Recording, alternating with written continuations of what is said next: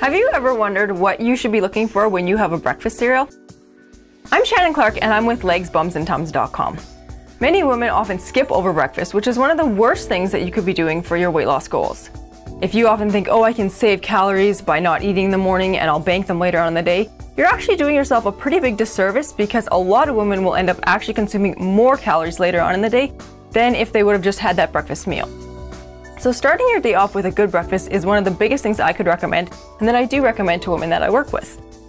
The thing you have to make sure you're doing though is choosing your breakfast cereal carefully. When you walk into the supermarket, you're going to see aisles and aisles of breakfast cereals and it can be kind of difficult to figure out which one is right for me. So that's what we're going to talk about here today, is helping you navigate and figure out this cereal is great and this cereal is one that I definitely don't want to be eating. So the first thing that you want to look for is that it has a high fiber content.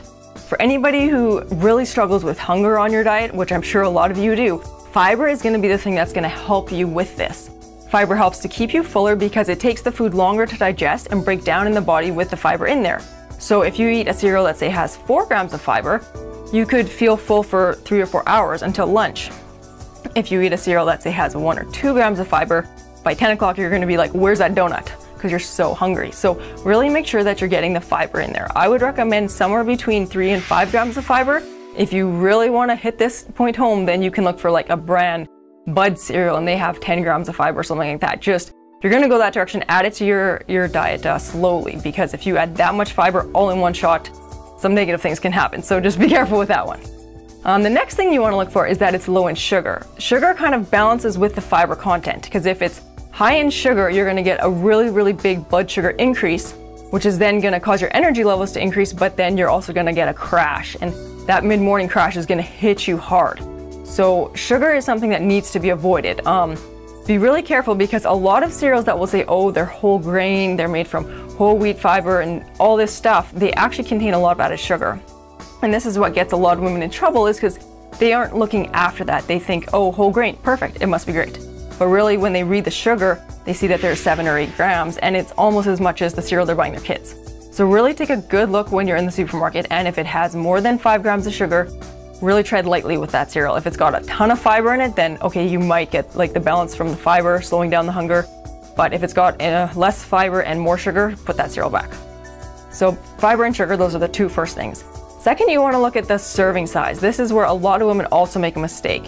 When you pick up the cereal box, not only do you need to read the nutritional labels, like how many calories it is, how many grams of protein, fat, carbs, you also need to look at what the serving size is.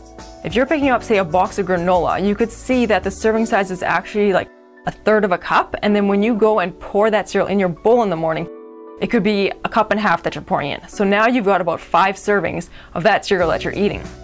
So what you then need to do is take the calories from that first serving, which is say 120, multiply by 5. So now you've got yourself a 600 calorie bowl of cereal, and that's probably not going to fit in on your diet. So really think hard about the serving size that's on the box versus the serving size that you're going to eat. I'd also recommend when you get that cereal, go home and measure it out the first few times that you eat it, so you can really get a good idea of this is how much I need to be eating. So those are the main things. And the last thing that I'd like you to do when you're picking out your cereal in the supermarket is just have a look through the ingredient listing. And if you find that there's 20 ingredients and half of them you can't pronounce, you really want to think, do I want to put that in my body? Like, are those ingredients going to do me justice and promote my health? Chances are they probably aren't. If it's got 5 or 10 ingredients and most of them are simple ingredients that you can read and you know what they are, then chances are you have a good cereal on your hands. So really think carefully when you're choosing your cereal in the supermarket, and if you pair that with some skim milk for protein, then you'll be all set to start your day. So I'm Shannon Clark and I'm from Legs, Bums and Tums. Make sure you check our website for more great information on diet tips.